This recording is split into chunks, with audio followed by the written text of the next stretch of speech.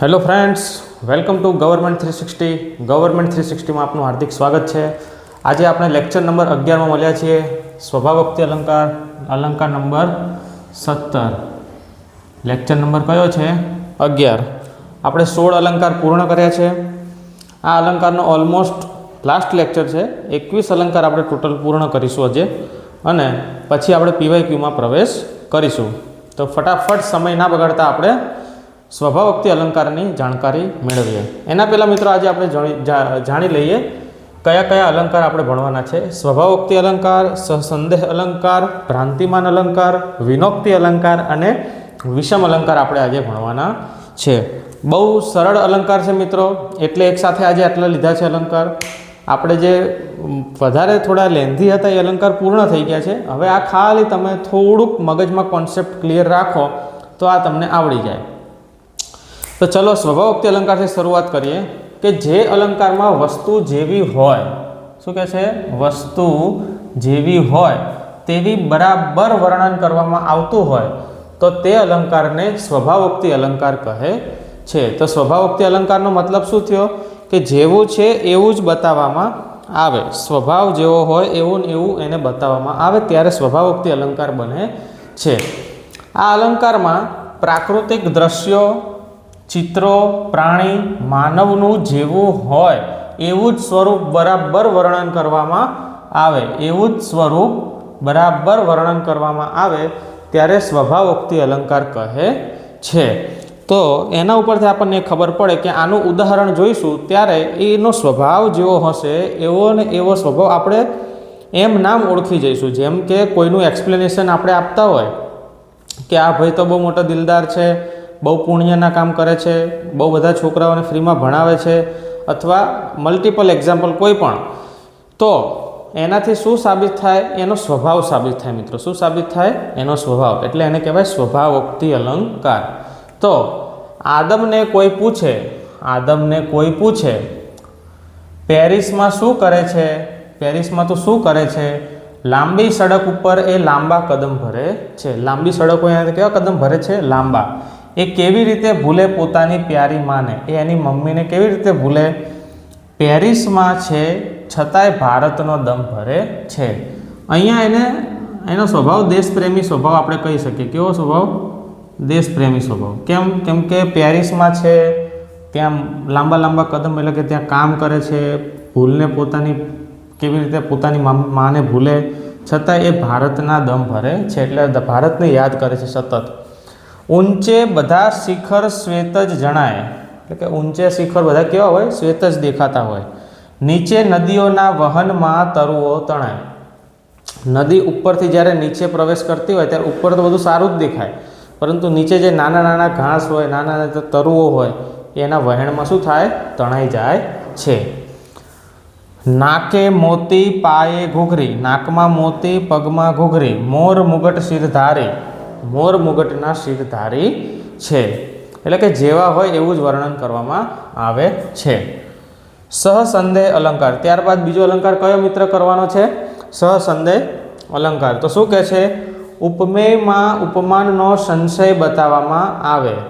સંશય બતાવવામાં આવે. શું બતાવવામાં આવે? સંશય, થોડોક કંઈક ડાઉટ બતાવવામાં આવે ટૂંકમાં, ત્યારે સહસંદેહ અલંકાર બને છે. આ અલંકારમાં ઉપમેય ઉપમાન છે કે કેમ તેવો સંશય, તેવો ક્વેશ્ચન માર્ક, તેવો પ્રશ્નાર્થ ચિહ્ન રજૂ કરવામાં આવે છે ત્યારે સહસંદેહ અલંકાર બને છે. ટૂંકમાં આને યાદ કેવી રીતે રાખવાનું છે? કે આ અલંકારની વાક્ય કે પંક્તિના અંતે પ્રશ્નાર્થ ચિહ્ન હોય છે. એના ઉદાહરણ સમજશો ને તો વધારે આઈડિયા આવશે. જોજો, આ તો જમાય છે કે જમ, એટલે કે આ જમાય છે કે જમ ખબર પડતી નથી. આ તમારું પેટ છે કે પટારો?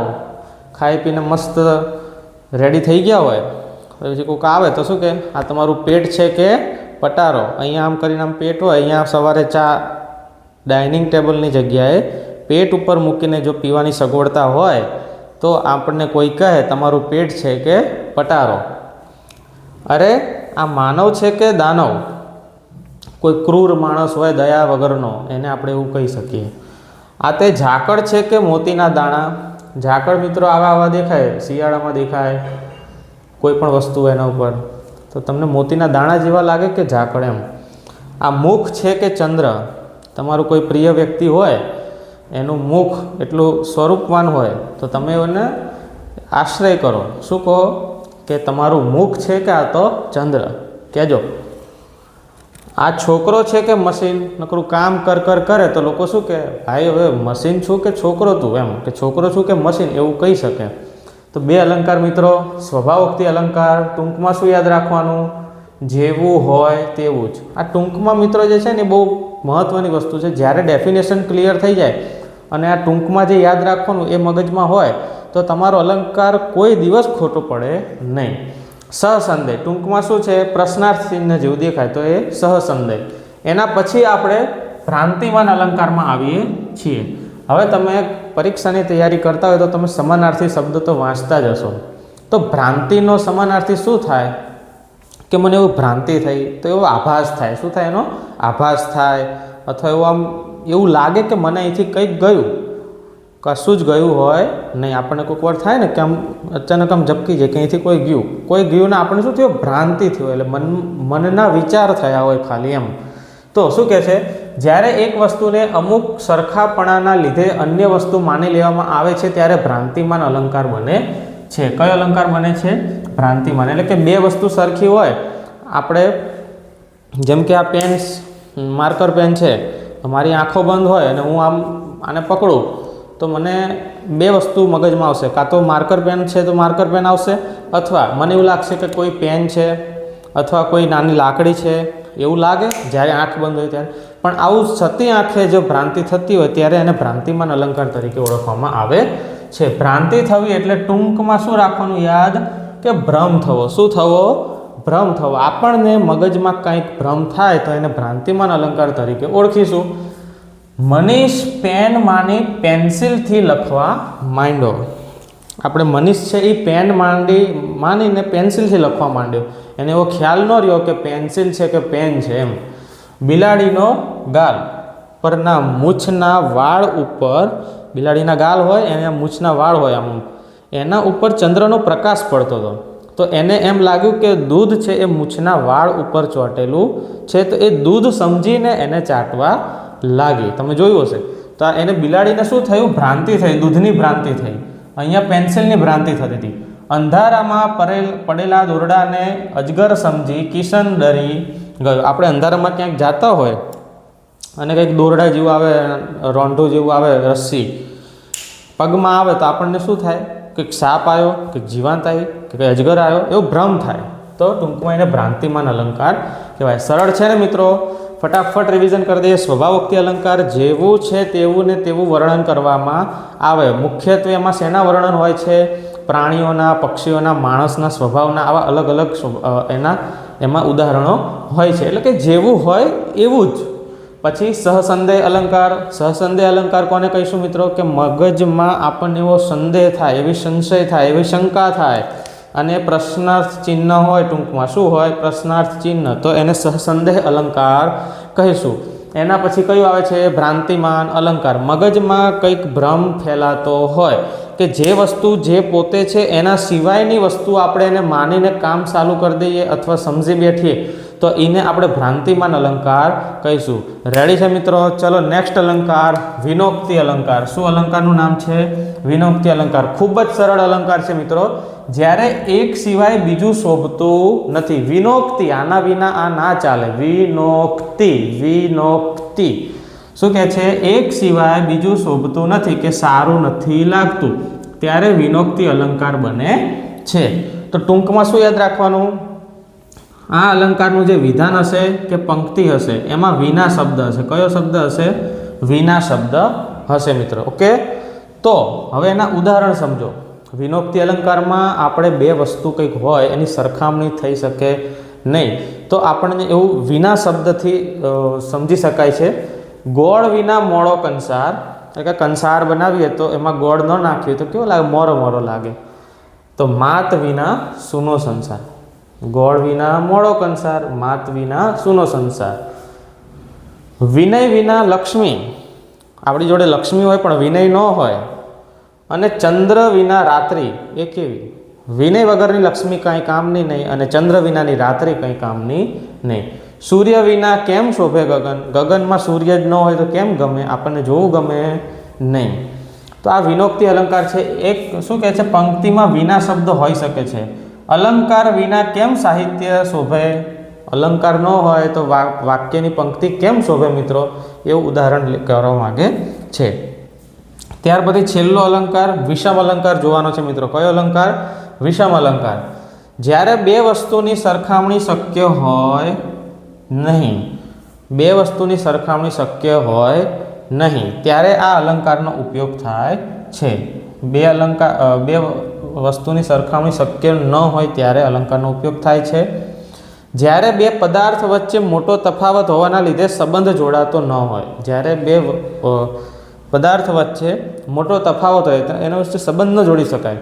આપણે તમે સમજો ને કે અમુક બે વ્યક્તિ હોય, બે માણસ જ હોય, પરંતુ બંનેનો સ્વભાવ એટલો ડિફરન્ટ હોય કે બંને એકસાથે એકસાથે બેસી 5 મિનિટ ન શકે, તો એ બંનેનું સેટ ના થતું હોય ટૂંકમાં, ત્યારે ઉત્કૃષ્ટ રીતે રજૂ કરવા માટે આનો ઉપયોગ થાય છે. હવે એમાં છે ને વિષમ અલંકારમાં તમારે ક્યાં શબ્દ બે વખત અથવા એક વખત ક્યાંક ને ક્યાંક એવું આવે તો તમે એને ઓળખી શકો કે આ વિષમ અલંકાર છે, બરાબર ને. તો ક્યાં રાજા ભોજ ને ક્યાં ગંગુતેલી, ગંગુતેલી અને રાજા ભોજની કોઈ સરખામણી છે નહીં. ક્યાં ગાંધીજી ને ક્યાં હિટલર. હવે ગાંધીજીથી બધા જ વાકેફ છો, અહિંસા અને સત્યના પૂજારી હતા, અને હિટલરથી પણ બધા વાકેફ છે કે કેવા માણસ હતા એ. અમદાવાદ ક્યાં અમદાવાદ અને ક્યાં ગાંધીનગર, અમદાવાદ ક્યાં અને ગાંધીનગર, અમદાવાદ છે અને ગાંધીનગર છે. તમારું તો નગર આખું, અમારું ગલીએ નહીં.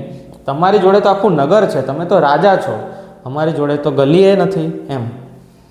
ક્યાં રામનો કોમળ હાથ અને ક્યાં કઠોર ધનુષ શિવજીનું, બરાબર. શું કહે છે? શિવજીનું. ક્યાં રામનો કોમળ હાથ અને ક્યાં કઠોર ધનુષ શિવજીનું. તો મિત્રો આટલા અલંકાર આપણે પૂર્ણ કર્યા છે.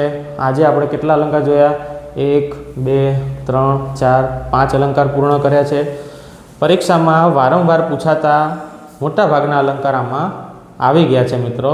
હવે કોઈ અલંકાર બાકી નથી. જો આપણે નવો અલંકાર કોઈ પરીક્ષામાં એવો આડકતરી રીતે પૂછાય છે તો આપણે વિડીયોમાં પ્લેલિસ્ટમાં એડ થઈ જશે. આપણે પ્લેલિસ્ટ બનાવેલું છે મિત્રો, એમાંથી તમને 1 by 1 લાઇન સર વિડીયો બધા જ મળી રહેશે. તો ભાગ 1થી શરૂ કરવાનું, 1 2 3 બધા જ વિડીયો 12 મિનિટ 15 મિનિટ 20 મિનિટની અંદરના છે, એટલે તમને કંટાળો બી નહીં આવે. એક વિડીયો સવારે, એક વિડીયો સાંજે, એવી રીતે જુઓ તો તમારું 5 જ દિવસમાં અલંકારનું આખું ચેપ્ટર પૂરું થઈ શકે છે. અને જો વધારે મહેનત કરો તો હું નથી માનતો કે 2 દિવસની અંદર આ ચેપ્ટરમાં કશું જ તમને ના આવડતું હોય એવું બને. હવે આપણે જે પીવાયક્યુ લઈને આવવાના છીએ એ પીવાયક્યુમાં તમારે કેવી રીતે કરવાનું છે, હું અહીંયા ક્વેશ્ચન લખીને તૈયાર રાખીશ. બધા જ પીવાયક્યુ હશે. જે ઓલ્ટરનેટ આવનારી પરીક્ષા છે, CC, police constable, PSI, clerk, તલાટી, junior clerk, senior clerk, head clerk, દરેક પરીક્ષાઓ જે બી આવનારી એક્ઝામ છે, બરાબર ને, એ બધાના હું એના પીવાયક્યુ લાવીશ. મેક્સિમમ પીવાયક્યુ અહીંયા સમાવવાનો પ્રયાસ કરીશું. એમાં તમારે શું રીત કરવાની છે કે હું પ્રશ્ન બોલું એના પહેલાં તમારે એને સોલ્વ કરવાનો પ્રયાસ કરવાનો છે. હજુ એ પીવાયક્યુ પહેલાં આપણે એક આખો રિવિઝનનો લેક્ચર બી આવશે કે જેમાં આખા અલંકારનું રિવિઝન હશે. એ પછી તમારે જ્યારે કોઈ અલંકાર આખા પૂર્ણ કરી લો એટલે તમારે રિવિઝનનો લેક્ચર અલ્ટરનેટ વારંવાર 2-3 દિવસે જોતો રહે, એટલે મગજમાં અલંકાર ભૂલાશે નહીં. તો મળીએ મિત્રો નેક્સ્ટ લેક્ચરમાં. તો બન્યા રહો અમારી સાથે ગવર્મેન્ટ 360 સાથે. અમારી ચેનલને લાઇક, શેર એન્ડ સબસ્ક્રાઈબ કરજો મિત્રો, જેથી અમારા વિડીયો તમારા સુધી સમયસર પહોંચી રહે. અને ઓલું લાઇકનું બટન દબાવી દેજો અને સબસ્ક્રાઈબનું બટન પણ દબાવી દેજો. તમારું એક સબસ્ક્રાઈબ અમારું ઘણું પ્રોત્સાહન પૂરું પાડે છે. તો મળીએ નેક્સ્ટ લેક્ચરમાં મિત્રો. જય હિન્દ, થેન્ક યુ.